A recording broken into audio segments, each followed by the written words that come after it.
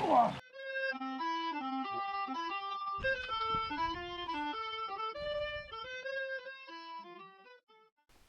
it's Graham here. I've had this tent for 6 months now and I reckon I can give it a fair review. Let's go and get it pitched.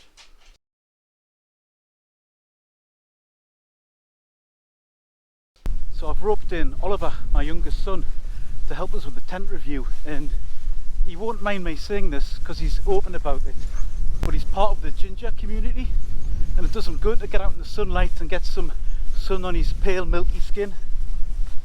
It's got a spacious tent bag, I like that. That's about it.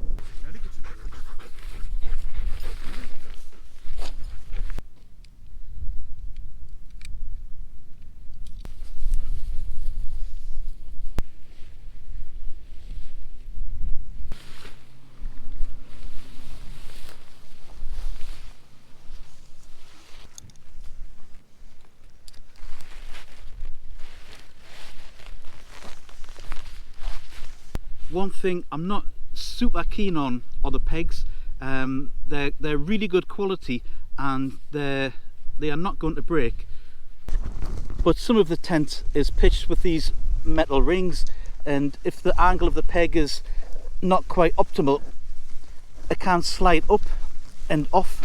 So what I like to use instead are something like these titanium nails with a bit of a lip on them, so they really firmly bed the metal ring down.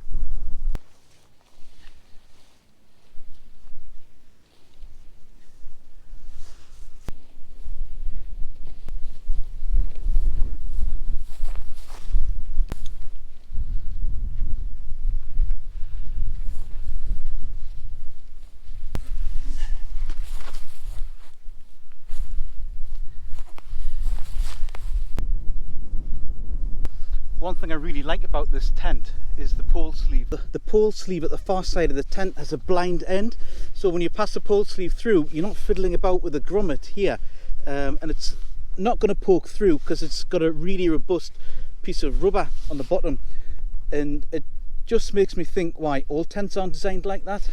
On the near pole side, it's got, instead of a grommet, it's got an adjustable bucket that you put the pole in and then tighten the bucket up, and it's much easier than dealing with grommet in the cold or the wind or the rain. It's a really good design.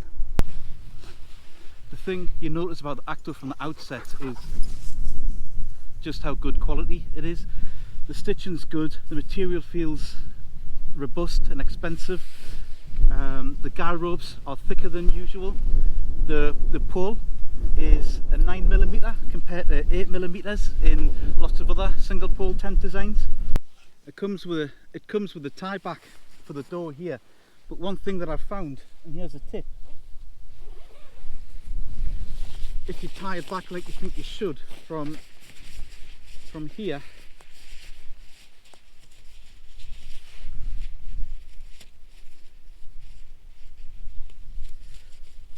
then it's got a real tendency for that bit to flap down, and that would be a huge issue if you are cooking in the tent and that happened. So instead, if you roll it from this side,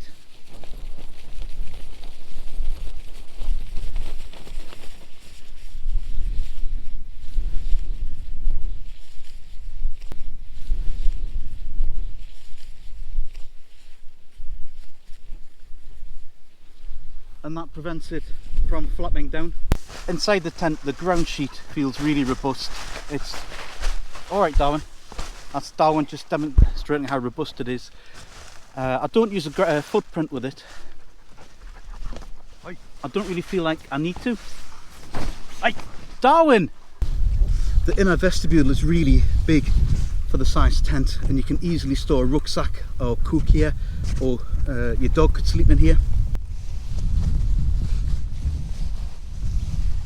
The mesh is, oh, that's come off there.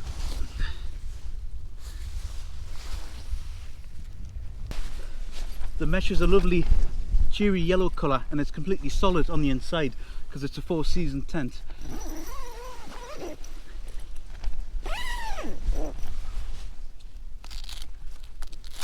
Except for this bit here that you can velcro down for a bit of airflow. and stay outside. It's got one pocket at the head end, which is a must, and it's got a couple of, well, 3 tabs here you can run a washing line from to hang your light or your socks. It's a 4-season tent, so it is prone to condensation, like all 4-season tents, especially when you've got to batten down the hatches. The ventilation control is not bad. It's got these end vents here, which is a default. I reckon you should always try and leave open. And that's in comparison to something like the Nordisk Telemark that doesn't have any end vents at all, and that can really be prone to condensation. It's got a nice arrangement of zips at the top of the door that you can use to vent without fully opening the door. And you can use it to peek outside. As you might expect, it performs brilliantly in the wind, and ironically, the one time I got really bad condensation was on a really windy day where I had to batten down the hatches on a hill. So I closed all the vents, and I woke up with my head, it was wetter than a submarine's number plate with how low the fabric hangs down. And partly my fault, because I did all the wrong things for condensation. The moor was wet, I didn't use a footprint, I cooked inside the tent, I had me wet rucksack in here, and as human beings, it's just physiology, we produce about half a litre of water vapour exhalations every night, and you've got to have a well vented tent to get rid of that. So you can get condensation, but it is manageable, I think. There's a lot of room in the tent, but then again, I've said before, I'm hobbit sized, and any size tent is good for me. So I brought Ollie because he's a bit taller than me, and you can see what he thinks of it.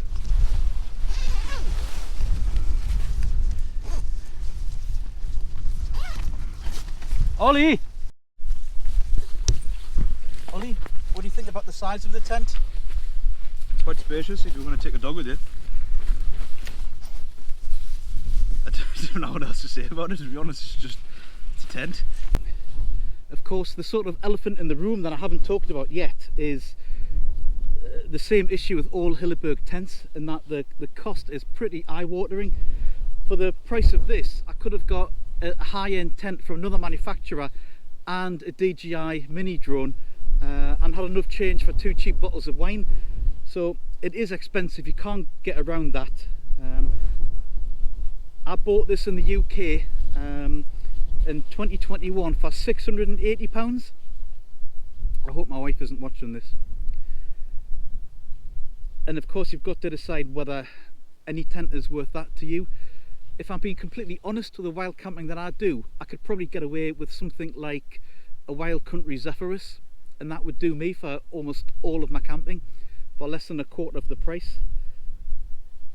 But the truth is, I think of myself as a wild camper, so I wanted to see what the Hilleberg fuss was all about. And if I'm totally honest, I don't really need a tent this good for all the camping that I do, and I camp throughout the winter as well. That said, I'm glad I've got it. I'll be even more pleased when it's paid off. To summarise, this is what I like about the tent, and these are what I think the issues are.